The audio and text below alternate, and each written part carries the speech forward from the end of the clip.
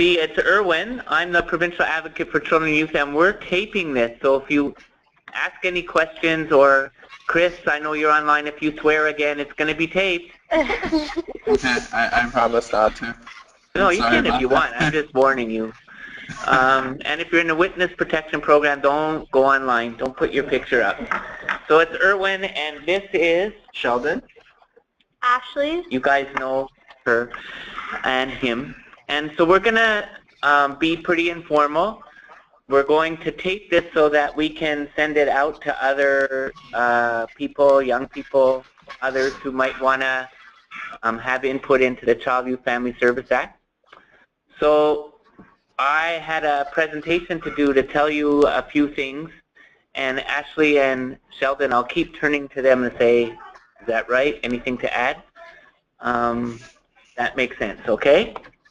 So the first thing I would say, which I'll say every time I'm talking to anybody about this Child Youth Family Service Act, is if there is going to be change in Ontario and how Children's Aid works, it's because of young people in and from care. I believe that 100%. That when, about 5 years ago, and even before, but about 5 years ago, young people held these hearings at the legislature. 700 people came, and that was the beginning of opening up a very closed system. That the Children's Aid Society is over 100 years old. The OACS, Ontario Association of Children's Aid Societies, is over 100 years old. And for many, many decades, almost over a century now, the way in which the system has worked is that if change, somebody thought change needed to be happening, the people who worked in the system might get together with government behind closed doors and say, okay, we fixed it, everything can change now. And when young people from care had the courage to hold these hearings and then talk about what their experience was like and how better outcomes could be achieved, they created an opening for everybody to have a chance to say, maybe something isn't working right. And then after young people had the hearings, they wrote this My Real Life book. Then they got together with government and created a blueprint for change. In that blueprint for change, they suggested there should be a residential care review. The government hired an expert panel, went and talked to young people about their experience in residential care. They produced that report. Sheldon, who's not here, but he left, and he's doing some technical difficulty thing. He was part of going around and then writing a report from what you've said about how residential care should change. Now there's a blueprint group that Ashley helps run with young people trying to make a blueprint for changing residential care. And then there was inquest. There was Caitlin Sampson's inquest and Jeffrey Baldwin's inquest, and young people got involved with us and had standing at that inquest and talked about what needed to change. All of that happened. All of that happened. And it came to a point where the Premier of the province said, you know what, I'll blow up the system if I have to in order to create change. I just need more information. And young people, over a course of 5 or 6 years, took the government to that point. And the government was able to say that. And now they produced, it's not blowing up the system, they didn't decide to do that, but they've created a new act, the Child Youth Family Service Act. And the Premier and the Minister said, when they told people about it, it's going to be historic change. Well, I would say I read it, and it's not really historic change. The historic part of the act is the opportunity that young people created. And we believe, I believe that it's going to be young people who actually, if it's going to be historic change, that bill is going to be young people who make it historic change, who deepen it, who change the act the way it's written to make it really, really possible for change to occur in the way families interact with Children's Aid, in the way children grow up in care, in the way that teens lead care, and their life chances. That historic change is going to be from young people. I believe that. So I wanted to tell you a little bit about the Act, but I'm going to stop there and see if Ashley or Sheldon have anything to add. No, I think we'll oh my unless gosh. you want to add something now. But No, I think we have questions for later. Yeah. Oh, they have questions about submissions and stuff. Okay. So let me just say this about an act. I want to tell you about the act itself, not for very long, I promise, and the process of how the act becomes law. So an act is something that members of Parliament work on and pass. An act, when it's passed by the legislature, when it's agreed to by the legislature, it becomes a piece of law. It's legal. It's a document. And there's a lot of change and a lot of things that an act can do, but sometimes there's law and then the way that the law works out on the ground for, in this case, young people. And there's often a gap. So let me give you an example. In the current act, the current law that governs children's aid, it says there needs to be a plan of care and it has to happen, say, every 90 days. Well, a worker in one agency can say, okay, I'll follow the law, and they have a plan of care by having a list of tick boxes, and they go tick, tick, tick, tick, tick, after they talk to a youth on the phone and say, okay, I did the plan of care. And another worker in another agency in another part of the province, maybe they say, my plan of care is going to be getting all the different services involved with that young person together and have the foster parent or group home staff there, maybe have the young person there. They can do that, you know. And then say, okay, we had our plan of care, we talked about it, we set goals, and we had this big meeting. That's very different than the worker who just does the tick boxes. But both are doing things within the law. So any act, any piece of legislation has a whole bunch of things that happen on the ground, some of it determined by a policy that government, the ministry, the bureaucracy can write, or a regulation, and that doesn't happen in Parliament. So we have this new act that the government says is going to be historic. And there's a lot of nice words in the act, but not a lot of detail about how those words become real. And that's what I wanted to talk to you about.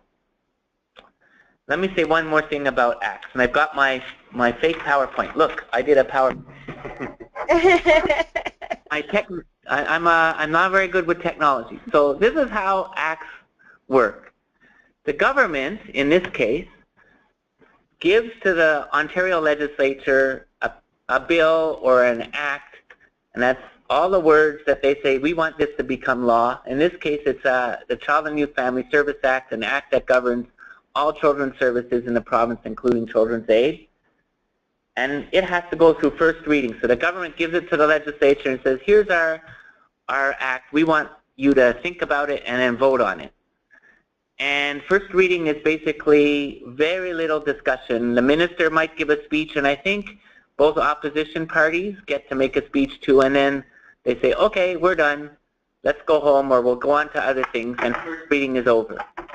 Then the act, it goes to second reading, and right now as I'm talking, the bill, this act, the Child and Youth Family Service Act, is in second reading. And that's where, usually for about 9 hours, the act is discussed in the legislature. Each member of Parliament that wants to, from the different parties, gets to make a speech for up to, I think it's about an hour, about what they think of the act. And of course, the government people who put forward this act will be saying how great the act is, and the opposition parties will be looking at where can the act be strengthened, and how can we sort of make suggestions on how to make the act better. And that's what's happening right now.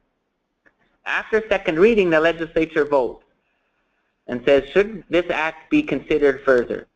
If it's a government act, because the government has more votes in the legislature, it usually passes.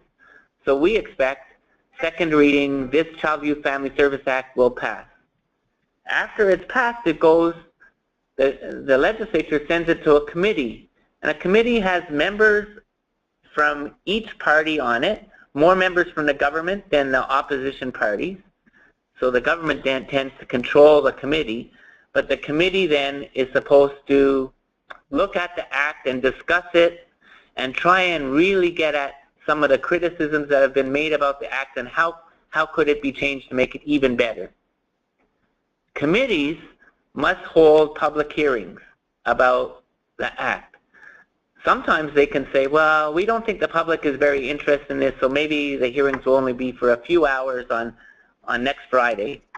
But other times the committee can say, we're going to travel around the province and hear from all sorts of people, members of the public, service providers, in this case young people, and we want to hear lots of opinion about this. The committee gets to decide how much hearings are going to happen. So we don't know how big public hearings this bill is going to get.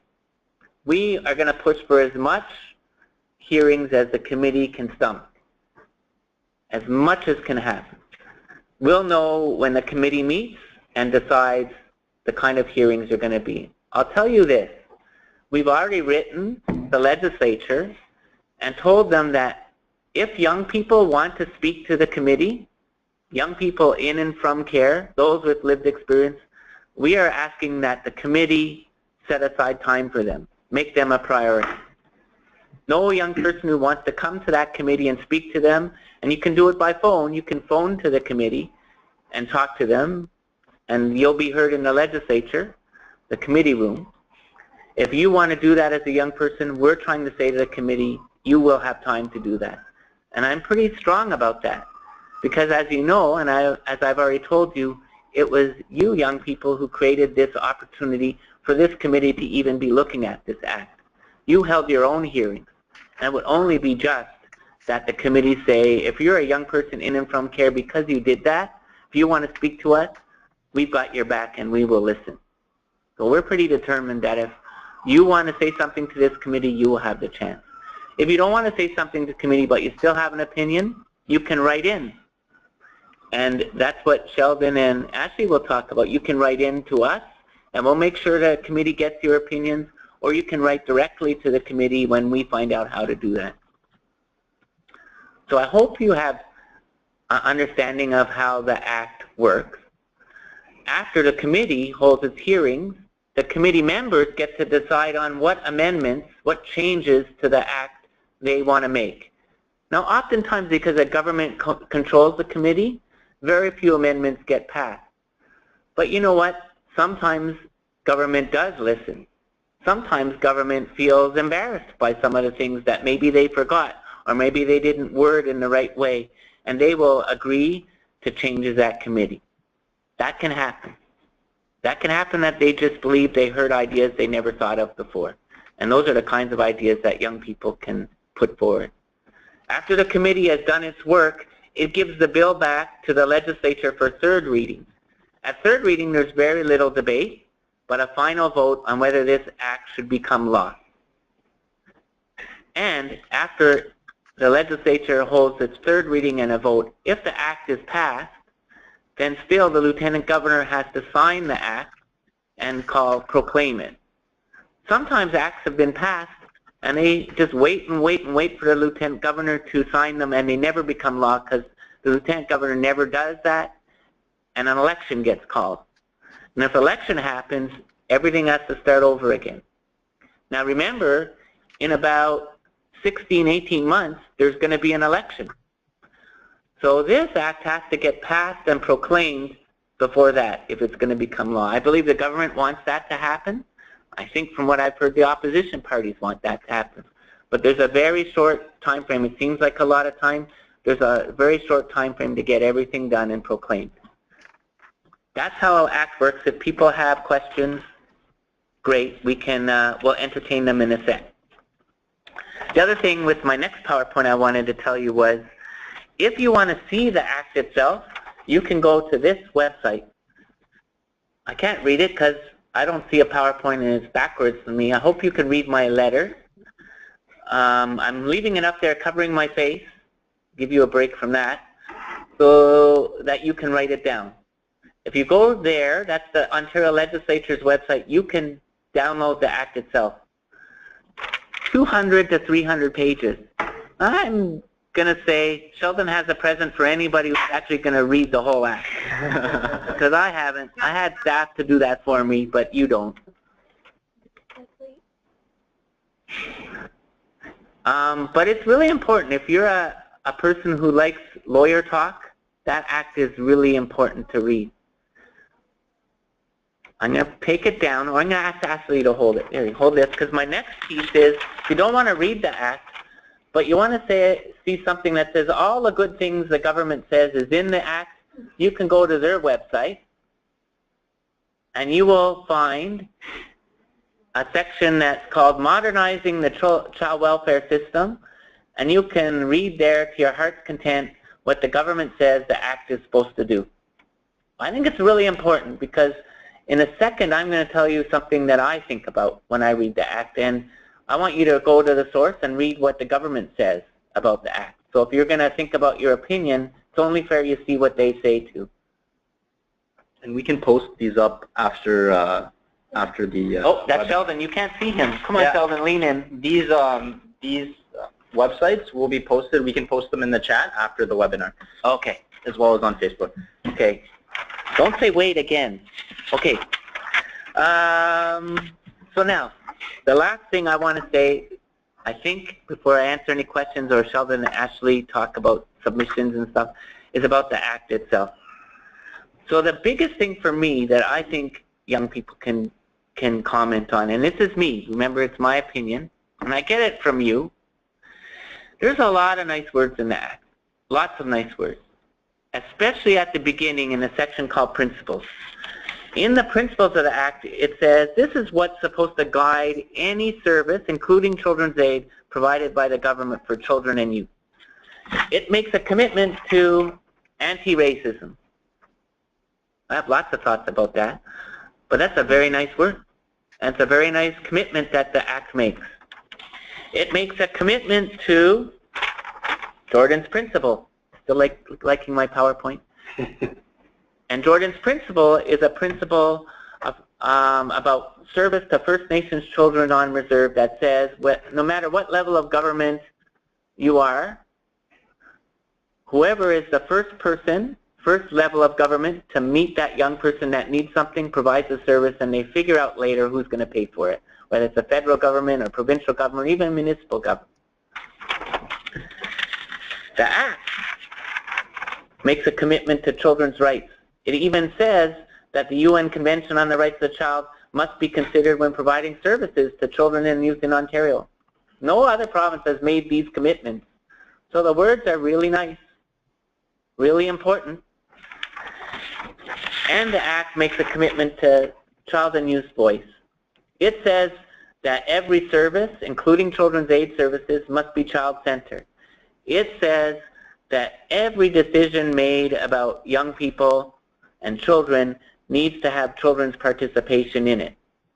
Now that's a very nice word. That came from Caitlin's principle, which young people and staff at our office helped design and produce at the Caitlin Sampson's inquest, and the jury, Caitlin Sampson's inquest, recommended that Caitlin's principle be part of the new Child Youth Family Service Act. And the government put a nice statement about child and youth voice in it. They didn't say Caitlin's principle, and they didn't put all of Caitlin's principle in it. We can talk about that if you want.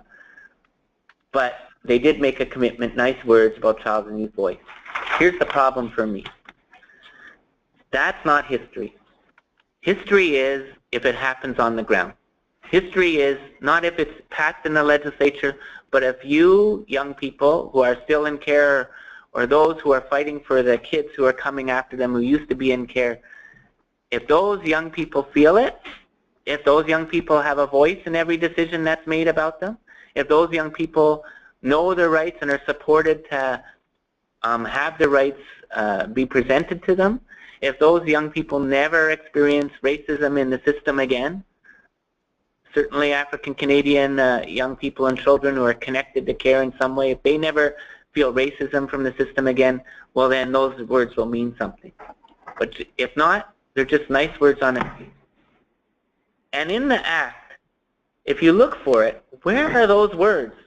You look in how residential services are going to be delivered by the province, and there's lots of language about that in the Act, and you look, where's child and youth voice in that section of the Act?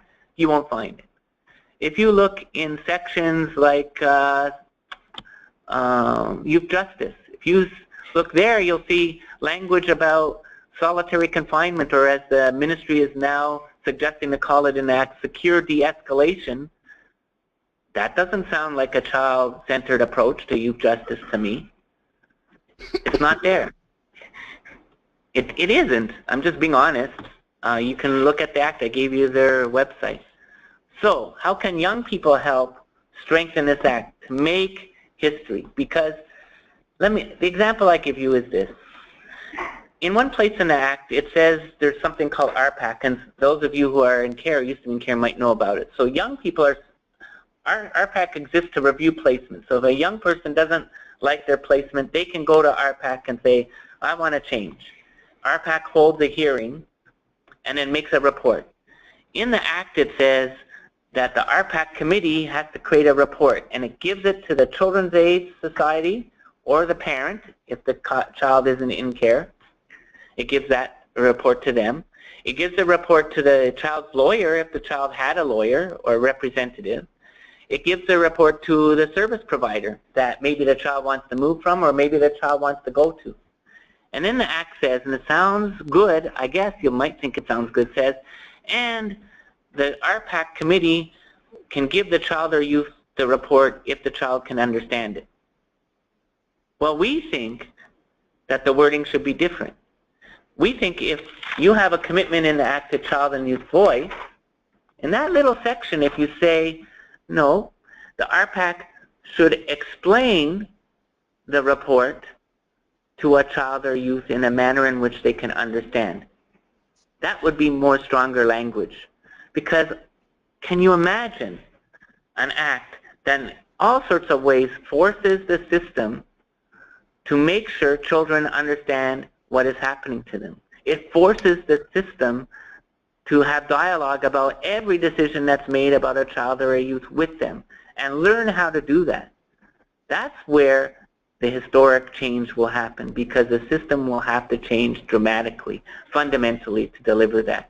It will have to have huge change in relationships between workers, group home staff, supervisors, foster parents, biological parents, kinship care parents, and children, because they'll have to have a trusting, supportive relationship in order to ensure that children understand what is happening to them.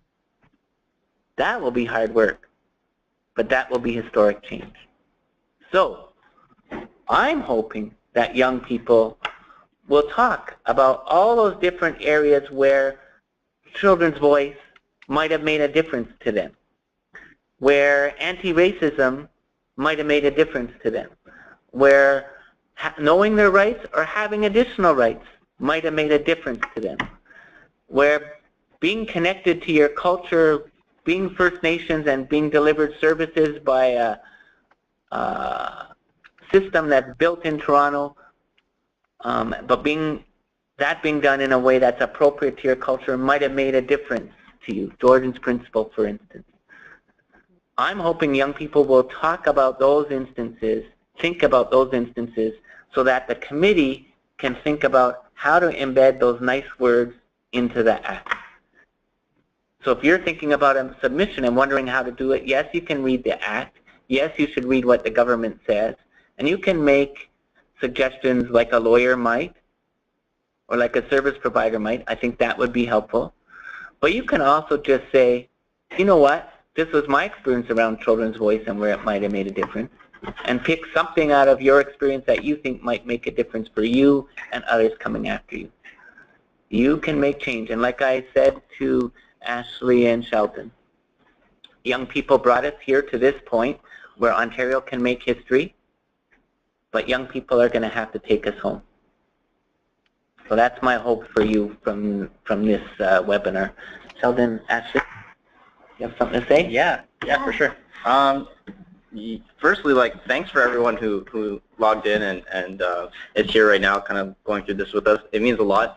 And kind of to what Erwin was saying about, we have the opportunity to make history. It's so encouraging to see everyone so interested in legislation and making this change. And when I look back at the hearings and, the Searching for Home report, these are the kinds of things that I feel brought about the Act being looked at. And now it's our opportunity where everyone's looking on it to really bring it home. So me and Ashley are going to talk about how to make that submission. But firstly, is there any questions maybe to what Erwin was saying? If not, we'll just get... Question. Okay, great, yeah. What's the best way to express how frustrating this act actually is? You know what, Anaya? Oh, I don't know if I should have used your name, but I see your name on there, so hope that's okay. That's fine. I've seen you speak. For people who will see this, I happen to have seen Anaya speak, and the best way you can do that, I think, is go in front of that committee and give them a piece of your mind. So that would be very important. Nothing is going to be better than that. I think that's important. I think speaking to the committee, sending a submission or your thoughts to the minister directly, to the ministry. One way of sending your thoughts, even right now, to the ministry is to, well, I don't have a PowerPoint slide for this, but you can send an email to the ministry right now at CYFSA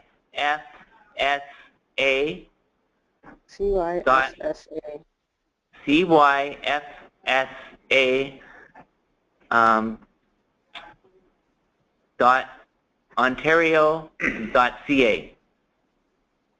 So they will get your email right now. There's a person named Esther. Hi, Esther. I know you're going to watch this. And Esther will be getting your email and having to respond.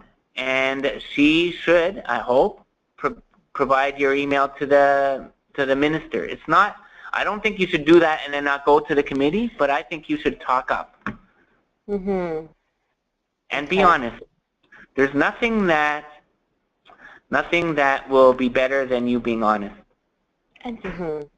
Oh, and go ahead, Ashley. Sorry, I just wanted to mention, if you don't feel comfortable going up and speaking, or if that's not, the way that you like to get your messages across, you can also submit your submissions to the advocate's office as well. Or you can do all. Or you can do both. Yeah. Yeah, I think everything is better. I'm a bigger is better kind of guy. As much as you can, yeah. We're going to make posters of Anaya. But I hope it's not just you, Anaya. I hope that your question is for anybody who's going to watch this video and they say, you know what, I'm going to do it too. Or when somebody asks how you get up to the committee hearings, how do you go there? Somebody sent an email, a question said, how do we get to the committee hearings? So that's a good question. The answer is we don't know yet, but I can tell you how it will work. Is the committee will decide how it's going to hold hearings, where it's going to hold hearings. So I'm going to suggest that I think they're probably just going to say it's going to be at Queen's Park in Toronto. I bet you they're not going to travel around. So you have two options. You can show up at the hearings, or you can phone in and they'll hold hearings. And I've been in a committee room where somebody phones from Kapuskasing and we're sitting in the committee room in Queen's Park and we hear their voice and the committee listens to them. And there's a whole process we can talk about if you do get a time, because you don't get a lot of time at a committee hearing. You only get 10 minutes.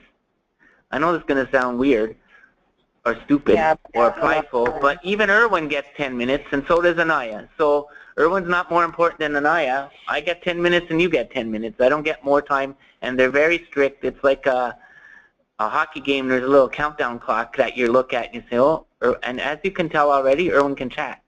So Erwin uses his 10 minutes really quickly.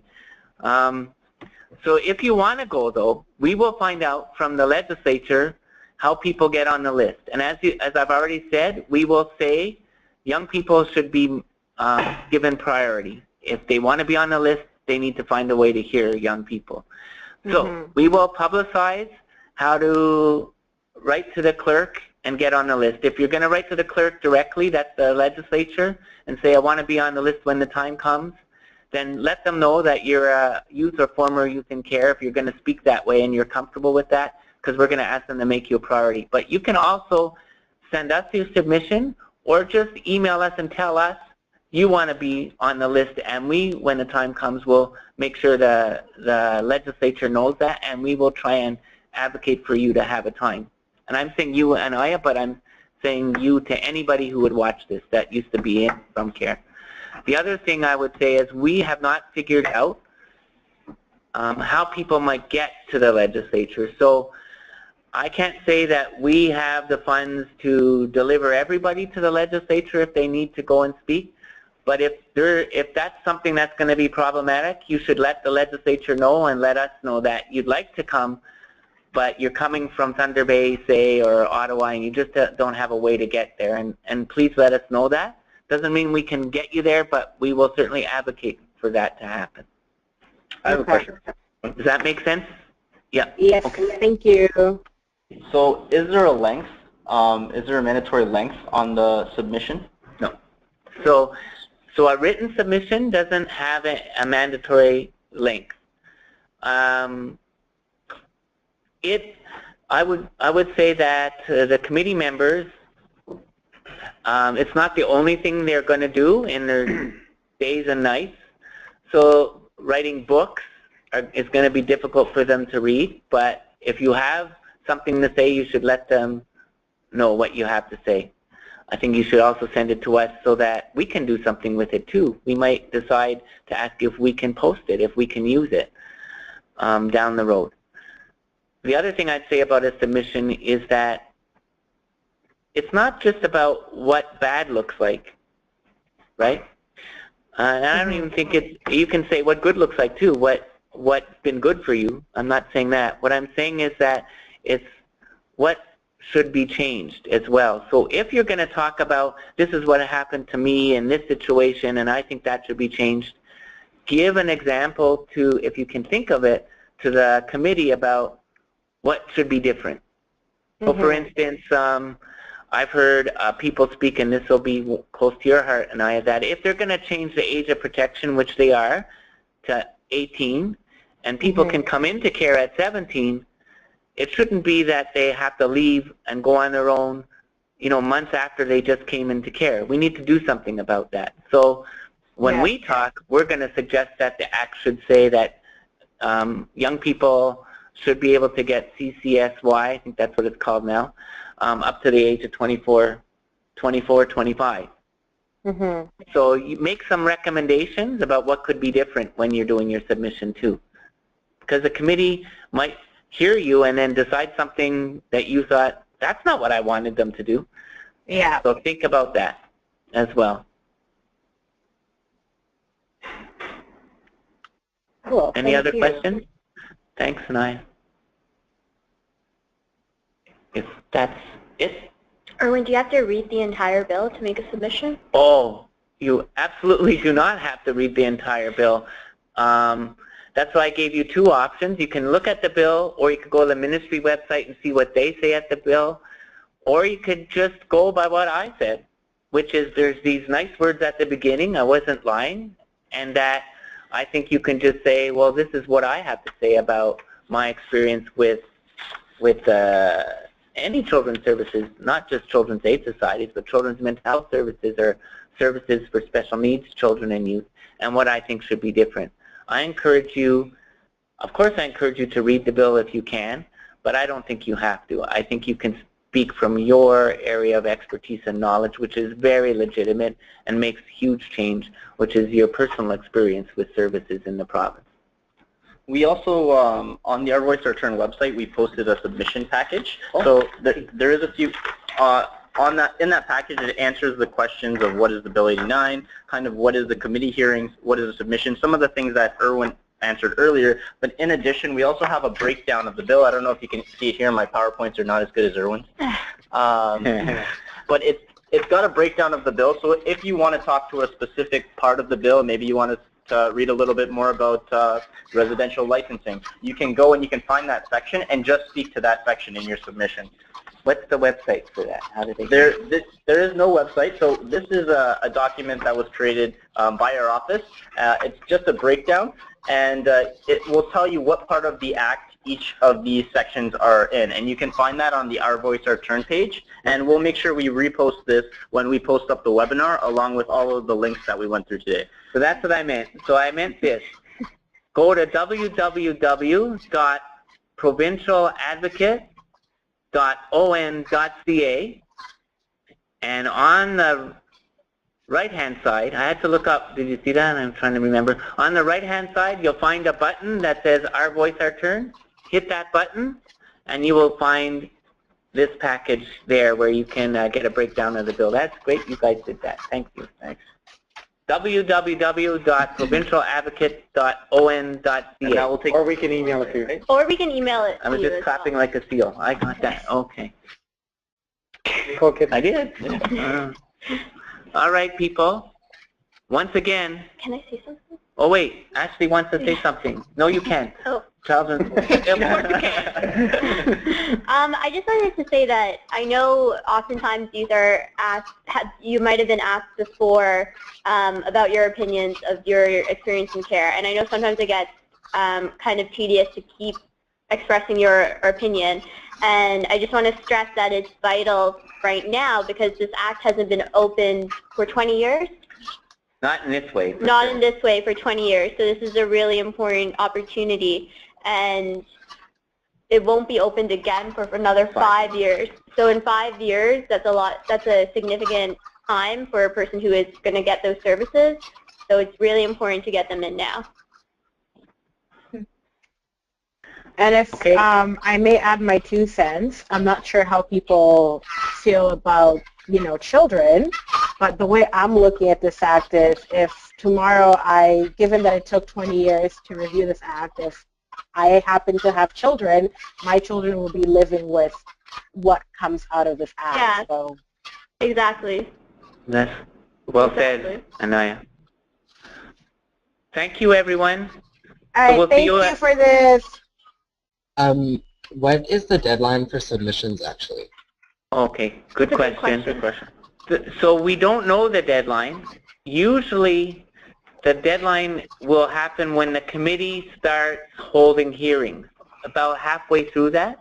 So I'm going to make a guess, and you're going to have to stay on our website or Irwin Elman Facebook page or Our Voice, Our Turn Facebook page and Twitter at Our Voice, Our Turn, and look for the information, the latest information.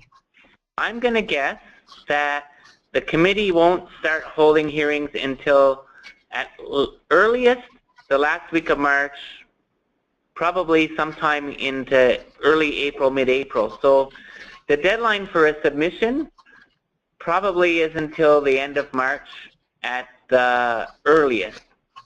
Saying that, anything can happen. Governments can push things through, not have a lot of hearings, want things to get done really quickly, and they can manage that. So anything can happen. So I would say if you have something to say, it's not too early to start thinking about that and saying it now and putting that pen to paper. If you're wanting to go to the committee, you'll have to stay tuned for when that happens. And as soon as we know, we'll start pushing it out so people will know. And we're here to support you guys in any way that we can as well throughout the entire process. Yeah, if you have any questions, you can also email us, or you can... What's your email address? Well, you can email James at james.mcgirt at Provincial Advocate. Spell it for people. We're gonna create the link at the... Yeah. I'm gonna say it. James, James dot McGurk, like Quick Draw McGurk, McGurk